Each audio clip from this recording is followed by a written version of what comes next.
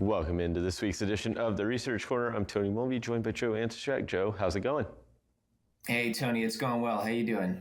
You know, I can't complain. So we're in this environment, post-Thanksgiving, into Christmas, peak season. It's here, right? This is the time that a carrier should be trying to generate as much income as they can to pretty much withstand the first quarter. Kind of walk us through the thoughts behind what we're going to talk about today and really where we're at, where the market is, and what this means moving forward. Yeah, well, I think that there's some reason to look at this holiday season optimistically if you're a truckload carrier, right? Historically, this is a really good time for rates. You see rejections tick up, market tightens, and spot rates tend to go up. And this year, despite the difficulties of 2023, there's not really any reason to think it's going to be different, except that, of course, rejections are starting at a low level. But if we pull up our NTIL.USA chart, I believe we have it probably in the mix here. Yeah, there we go. So you can see that for the last few months, NTIL for this year has largely been in lockstep with 2019. It's been trending pretty closely to that. And you can see in 2019, by the end of the year, it ended around 180. We're at 168 now. So that means that you can reasonably bet that NTIL is going to move up around 5 to 10% as long as it continues to follow 2019 in lockstep here. Yeah, it's interesting. Donnie and I actually pulled up this chart, just the NTI though, right? Not to excluding fuel, and there's a gap there. So you can see the impact that fuel is having, and when you think about it, you're effectively getting a 2019 rate at 2023 prices, which is difficult, and that's largely why you're seeing a lot of carriers go out of business and whose authorities drop. I think what's interesting, like you alluded to, is you do see this upward movement in every year.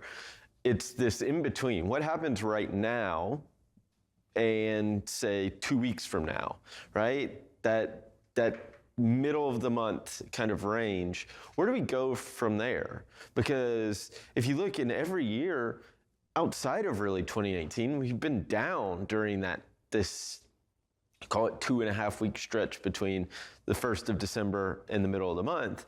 2018, it was effectively flat and then moved higher. So what happens? I guess the question is going to be, what happens now for the next 2 weeks? Because if we see the strength or see this continued upward movement, then maybe we actually increase more than what we thought, which is ultimately a good thing. I think the question is going to be, from a carrier perspective, is there volume? And I think that's the harder part, because those operating in the spot market, they're really not seeing a whole lot of opportunity, especially when you look at rejection rates. No, that's a really good point. And the whole thing, I mean, this whole conversation is all about, where does this put us coming into 2024, right? Mm-hmm. Because, come January, you're going to start to see some ebbing of rejections and rates. That's just a very normal thing post-holiday, of course.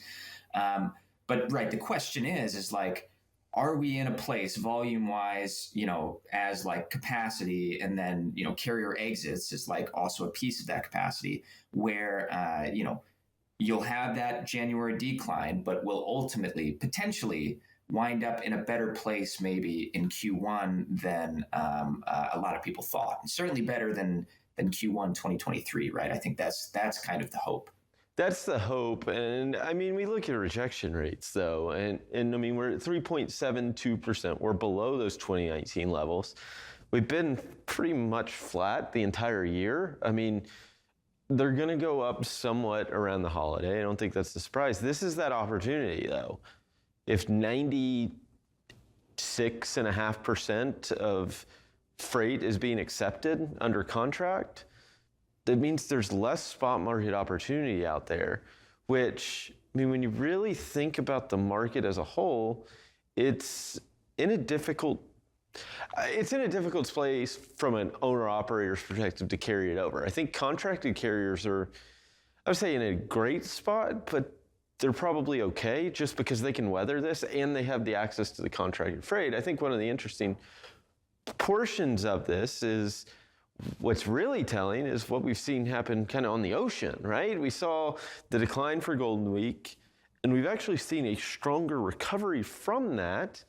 And I think we have that chart pulling up the inbound ocean TEU volume index and just kind of highlighting, like, in reality, it's not been that, it's held up okay here for recent, last month and a half? Yeah, it's off its peak, but look at it in comparison to other years. I mean, even it's higher than last year, which is obviously a good thing when the market was suffering.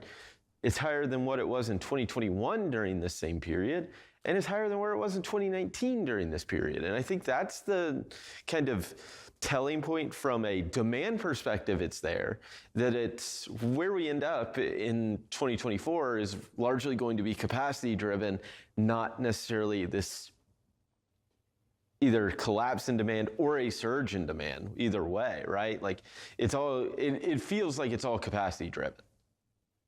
Yeah, no, I mean, I completely agree. And actually, I mean, I think one of the most positive stories this year, and the one that maybe hasn't really gotten a ton of play, just because the trucking market continues to be so challenging, is how IOTI.USA has trended this year.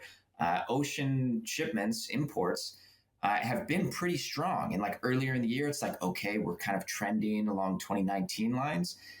And 2023 lines have now long since eclipsed 2019 lines, right? So there's a lot more strength in the volume that's coming in.